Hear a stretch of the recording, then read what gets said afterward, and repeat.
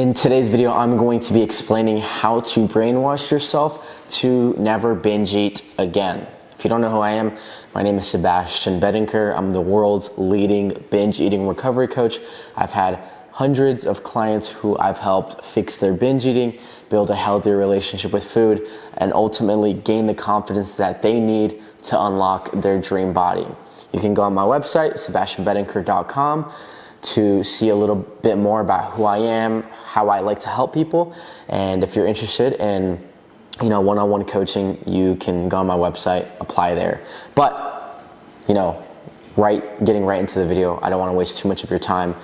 I'm going to be telling you exactly why we binge eat, why it happens, and how to make sure that it never happens again. Or at least, you get to the point where it's very, very rare that it happens. So first, just like I said, it's very important to figure out why we tend to binge eat. Okay, you've probably done this hundreds of times. If you're clicking on this video, you've probably binge ate so many times, right? And you know exactly how it feels to tell yourself, okay, I'm not gonna binge eat anymore after a binge. You tell yourself, I'm not gonna binge eat anymore. This is the last time it happens. Okay, I'm gonna eat healthy. I'm gonna start going to the gym, and I'm gonna, finally start to create a healthy relationship with food. And literally the next night, you're back at it again. You grab some moon pies from the pantry, some Twinkies, maybe some popcorn, and you just binge ate again. Okay, and I know what that feels like. I've been through it. I used to weigh 180 pounds. Really struggle with my eating. I would eat junk food all the time. If you guys don't know my story, just to kind of quickly brief you through it, I literally would have my dinner at, let's say, 7 p.m. I would grab something from Chipotle, and just a few hours later, I would already be at the Jack in the Box drive-thru getting curly fries, tiny tacos, and Dr. Pepper. That was my go-to order, okay, with ranch. That was my go-to order, and I would do that every night. I would eat fast food 3, 4, 5 times a day, right? And that's terrible for you, not just because you're gaining weight, but when you put these foods into your body, it affects you not just physically, like I said, but mentally, So you go through those binges, you feel terrible about yourself, and you feel like you're never gonna get through this vicious cycle, but I'm here to tell you, you can, okay? Before we even get to the actual technical breakdown of how to stop binge eating, it's very important to understand and have the mindset that you will get through this. Get some water real quick because I'm talking a lot. It's very important to have that mindset that you're going to get through this, okay? Don't be a victim. And I understand, binge eating is no joke. It's just like any other food. It's just like any other addiction. Food addiction is a real addiction, right? And I'm not trying to belittle that. But you cannot be a victim and say, woe is me. I'm never going to get better. Nobody has ever had to struggle through what I've had to struggle. They don't understand the reason I overeat is because I'm dealing with this. I'm going through a divorce. My job just fired me. I know exactly what you're going through. I have clients who come to me who their jobs just fire them. Maybe they're going through a divorce or a breakup. The worst imaginable things, right? Maybe they literally they're dealing with a freaking court case. Okay, trust me, the people that come to me and people in general, everybody's dealing with their own things. Not to get too off topic, but we like to think as humans that we're on our own and that our problems are the biggest problems in the world. I promise you, there are so many people with problems that are 10 times worse than yours. And not to say your problems aren't bad, right? Everybody struggles with their own problems, but you just kind of have to understand that everybody's going through things, okay? So now that we've talked about that, I want to talk about how do you actually stop binge eating, okay? Now that you don't have the victim mindset and you're going to tell yourself, hey, I can get through this, okay? I am going to get better. I am going to create a healthy relationship with food so that I can have my dream body, so that I can stop thinking about my next meal all the time, so that I can stop feeling bad about myself at night. And so I can stop, feeling bad just because I ate this. Just because you have a Snickers bar, just because you have some popcorn, that doesn't make you a bad fucking person, okay? There's no such thing as bad food. Are there foods that might make you feel better? Of course. Are there foods that may be more conducive towards your health goals? Of course. But you do not want to label a food as bad, as I can't eat this or I'm going to fail.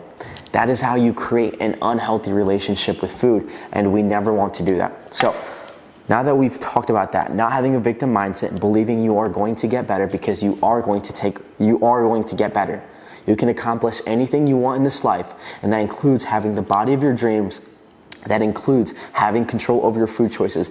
That includes having a healthy relationship with food. You can do this. It's very important. I know I'm talking about a lot, but I want to emphasize that, okay? Do not have a victim mindset. You can accomplish anything and everything. You are going to fix your relationship with food.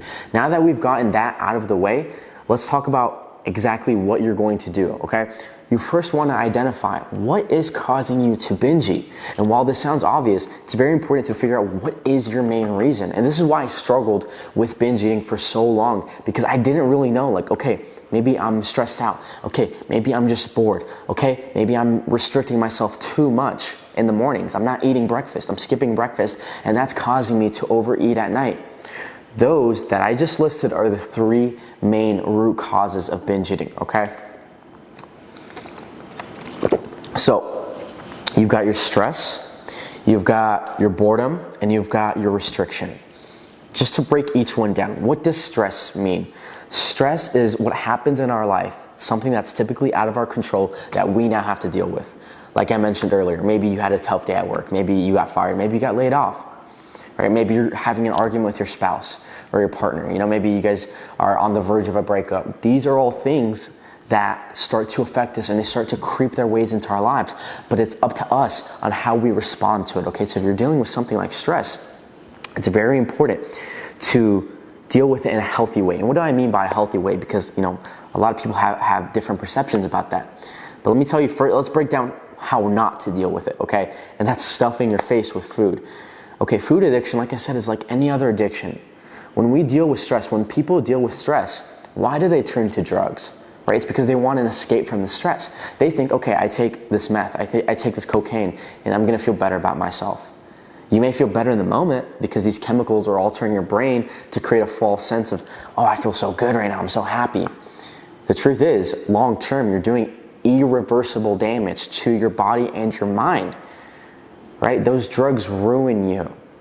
But people, and they know that as well. You know, there's hundreds of articles that they've probably seen, hundreds of people that they know drugs have ruined their life, but to them, it's worth it because they're like, if I can escape the stress, I'm willing to do the drug. And it's the same thing with food.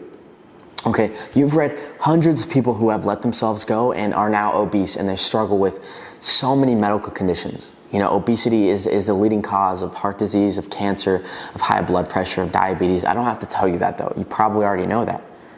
Okay, so why do these people knowingly, they know that they can get all of those diseases? You probably know that, like I just said, yet they still turn to food. It's because it's an addiction and you're using it as an escape. That's how you want to deal with your stress. You think to yourself, okay, if I eat this junk food, I'm going to feel good for a few minutes. You are, because the chemicals in the food, they make it highly addictive, and they put these chemicals in the food to cause your dopamine to spike up. It makes you feel good in the moment. But the truth is, like I said, it's the same deal with drugs. You're causing irreversible damage when you overindulge in these foods day after day. Like I said, there's no such thing as a bad food. You know, you can have popcorn, a burger, pizza, fries every once in a while, but it's when you overdo it with food. With drugs, don't do that shit. Don't even touch it. But with food, if you overdo it, you're causing irreversible damage, not just to your body by gaining weight, gaining fatty tissue in your body, you're gonna get joint pain, but also mentally. Okay, you're gonna feel slow, you're gonna feel lethargic, you're gonna feel brain fog. So instead of dealing with our stress in unhealthy ways, like I just mentioned, you wanna figure out healthier coping mechanisms. Now, this is gonna be very person dependent, but you know, some things that work for me, you know, I love listening to podcasts. Someone like Theo Vaughn, I think he's fucking hilarious, so I love to listen to Theo Vaughn, and I always feel so much better, and I don't have to turn to food. Maybe you like comedy movies, maybe you like action movies, watch a movie. Right? And I'm not saying, you know, don't even have snacks with you while you're watching the movie, but maybe have some healthy snacks while you're watching the movie. You know, fruits are great, guys. Fruits, you can have a ton of fruits for a little amount of calories. Watermelon, you know, apples, bananas, some berries, strawberries. You can have that as you're watching the movie, and that can help de-stress you. A lot of my clients are really into yoga. You know, a lot of my clients like nature. Maybe you can pick up a sport you haven't done in a while, something like basketball. I love basketball. Jiu-jitsu, you know, I do jiu-jitsu as well. So you want to start to look for healthier coping mechanisms instead of just dealing with your stresses in these unhealthy fashions.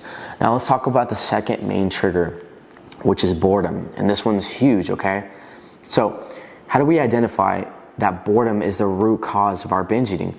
Well, let's say it's a Saturday night, okay? You don't have much to do, you're just at home chilling, and since you're not at work, since you don't have work, since maybe you already went to the gym, you have nothing to do, quote unquote nothing to do, even though we always have things to do, but you think you have nothing to do, so you decide, hey, I'm gonna check the pantry, see if this can cure my boredom. And again, that is another escape. This time you're not escaping from stress, you're just escaping from boredom. You tell yourself, okay, if I have this, it's gonna make me feel good, and I'm doing something, even though it's just putting your hand in a bag and putting it in your mouth. It's not technically really doing something productive, but you are doing something. So that's why it cures the boredom trigger, but that's not how we want to cure our boredom trigger, right? So what really helps me when I know, like, okay, I'm looking at my calendar this day, I don't have much going on, what can I fill up my calendar with so that I don't have all this free time, so that I'm not always looking at the fridge? Set some activities up. So maybe go out with your friends and do an activity that doesn't necessarily require food. Maybe you like skating, maybe you like ice skating, maybe you like hiking. Do something where you're gonna have to drive for a while, maybe an hour away, just go do something. You can also fill up your calendar with other activities. Like I said, even you can borrow some of the activities from the stress trigger, right? Maybe you can go play a hobby or play a sport that you haven't done in a while. Like I said, basketball, martial arts, but you want to fill up your calendar, and that way you don't feel like you don't have anything to do and you're bored and you're just looking in the pantry, you're looking in the fridge, opening it every 30 minutes. So fill up your calendar if you feel like you struggle with a boredom trigger. Now, the final trigger that I want to talk about is the restriction trigger. Okay, this one's also very common, and it's something I still find myself doing time to time, very rarely, but it happens. And it's like, okay, I binge ate last night, or I had a bad experience with food, I overate whatever night it happened, right? Maybe yesterday. And you tell yourself, today is gonna be a better day, I'm gonna starve myself. I'm gonna do hours of cardio, and I'm gonna be healthy, yeah, right? You tell yourself that. That's not fucking healthy, okay? That is not how you wanna go about doing things, okay? If you tell yourself, hey, if I starve myself, if I do all this cardio, I'm bound to lose weight, right? That's not the way you want to go about things. You're creating an unhealthy relationship with food, and it's not going to work long term. You may do it for one day, right? You may skip breakfast and lunch for one day, have something light for dinner, and do a ton of cardio. Maybe even 2 days, maybe even a week. But you are not going to be able to sustain that for the long term. And eventually, if you restrict yourself too much with calories, if you restrict yourself by doing way too much cardio and burning all of your body's necessary fuel and necessary nutrients, you are going to give up and you're going to go back to binge eating, right? So how do you want to deal with the restriction trigger? The best way that you can do it is by not restricting yourself. And let's say you do have a binge eating episode one night. You do not want to go into the next day and say, I screwed up last night, I'm such a failure. You are not a failure, okay? What I want you to do is exactly this. Forgive yourself. You are okay, I promise. You're going to be fine. Yes, you may have had a binge eating episode last night, but it is not the end of the world. I promise you're gonna do just fine. All you want to do is start the new day with this fresh mindset, and this is what I do all the time whenever this happens, okay? Because guys, even though I'm a binge eating coach, I'm not perfect, and I'm not afraid to share that with you guys, okay? But this is what I tell myself when this happens. Instead of going, I fucked up last night, I'm gonna skip breakfast, I'm not gonna have a lot to eat today. I tell myself, today's a fresh new day, and I'm just going to be balanced. I'm just going to get back on track today, okay? I'm gonna go to the gym, do my regular workout routine. I'm not gonna do extra cardio, okay? I'm not gonna restrict my calories. I'm gonna eat my normal 2,500 calories because that's what I eat as a healthy adult male. I'm gonna eat my normal 2,500 calories, and I'm going to have a great day today. I'm not going to think about yesterday. I'm not going to get anxiety about the future, depression from the past. I'm going to live in the fucking present. Today is going to be a wonderful, amazing day. And I always say, guys, that is the most beautiful thing about life, is that every day is a new day to be better than you were yesterday, okay? And that is how you're going to deal with every single trigger. One last thing that I want you to remember is that this journey is a marathon. It is not a sprint, okay? Stop treating it like you're gonna get 100% healthy. You're never gonna binge eat again in 1 week, okay? The goal of binge eating recovery is not to never binge eat again, it is to reduce the amount of times that it happens. For me, it was binge eating every single night, to binge eating once a week, to binge eating once a month, to binge eating once every few months, okay? Eventually, yes, the goal is to prevent it from ever happening again, but you wanna start with baby steps, okay? It's like, when you're learning to swim, you don't just jump into a 100-foot pool, okay? You don't just get thrown into the ocean. And you start with the kiddie pool, and then 3 feet, 4 feet, 5 feet, so you get comfortable. Okay, if you were just thrown in the ocean, 99% of you would probably just die, okay? So you wanna take it with baby steps and realize that this is a journey, okay? Like I said, guys, it's very important to not have that victim mindset and not say, woe is me, I'm never gonna get better. I'm dealing with things that nobody's ever dealt with, okay? You're not that special. People deal with problems all the time that are much worse than yours. Again, I'm not trying to diminish your problems, but I'm trying to give you hope that you will get better. You are going to build a healthy relationship with food, and you are going to unlock your dream body. And if you guys would like one-on-one coaching, one-on-one support, like I said, you can go on my website, sebastianbedinker.com. I would be more than happy to. I encourage you to actually, apply. If I feel like, I can actually help you out, we'll book a free consultation call. We'll talk on the phone. I take all my calls, guys. I don't have like a sales team or anything, or a consultation team that does that. I will talk to you on Zoom, face to face, see what you're struggling with. And guys, listen, it doesn't even hurt. It's a free call, and I only take on people I genuinely feel like I can help, okay? There's people I turn down. If I feel like, I am not the expert for you, if I feel like, hey, maybe I could refer you to this person. Hey, maybe I think you should speak to a doctor before you speak to a coach. Then I will tell you that, okay? I would not ever take someone's money if I feel like I cannot help them. And that is why the community that we've built is so supportive, so encouraging, and it's like a tribe. And I love the people that are in my program. We do weekly group calls, and it's always an amazing community experience. And that's because I only accept people that I feel like I can genuinely help. So if you feel like you need that one-on-one support, you're ready to build a healthier relationship with food and not constantly be eating junk food, not constantly wonder when your next meal is gonna be, not constantly have that, just over your head, this dark gray cloud over your head, and you're ready for more, you wanna achieve your dream body and eat healthier and not be a slave to food, then like I said, first link in the description, you can go on my website, apply, we'll talk on the phone and see if I can help you out. And yeah, thank you guys so much for watching the video. If you enjoyed it, please drop a like, as it really helps me out. And if you have any questions, you guys can feel free to DM me on Instagram or just leave a comment here on YouTube, and I will respond to it as fast as I can. And I hope you have a wonderful, wonderful day or night, wherever you're watching from. And yeah, I'll see you guys in the next video. Subscribe for more.